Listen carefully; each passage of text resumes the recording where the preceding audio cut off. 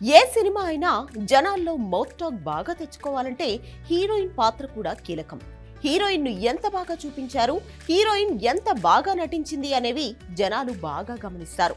ముఖ్యంగా క్లాస్ సినిమాలకు హీరోయిన్ పాత్ర చాలా కీలకంగా ఉంటుంది.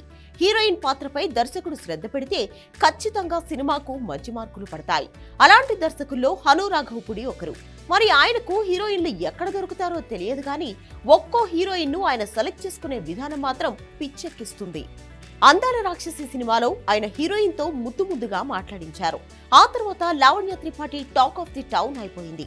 కుర్రాళ్లు చాన్నాళ్లు ఆమె ఫోటో వాల్ పేపర్ గా పెట్టుకున్నారు. నాకు పెళ్లి చేసేయండి నాన్న అంటూ ఆమె అందంగా పలికిన విధానం చాలా మంది అమ్మాయిలకు కూడా నచ్చేసింది.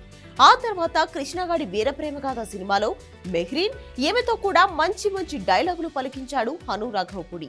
ఆ సినిమా కూడా చాలా మంచి హిట్ అయింది. ఆమె స్టార్ హీరోయిన్ అవుతుందని భావించారు గానీ కాలేదు. తర్వాత లై అనే సినిమాలో మేఘా ఆకాష్ కూడా చాలా బాగా ఆకట్టుకుంది. ఇక సీతారామం సినిమాలో సీత హైలైట్. మళ్లీ మొదలు అంటూ ఆమె క్యూట్ గా మాట్లాడడం జనాలకు ఓ రేంజ్ లో నచ్చేసింది.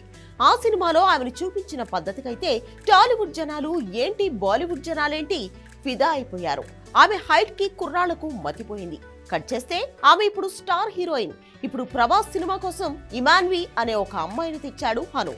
ప్రభాస్ పక్కన ఆమెను సెలెక్ట్ చేశాడంటే ఆమెను ఏ రేంజ్ లో చూపిస్తాడో అనే ఆసక్తి పెరిగిపోయింది. ఇలా హీరోయిన్ సెలెక్షన్ విషయంలో హను దుమ్ము రేపుతున్నాడు.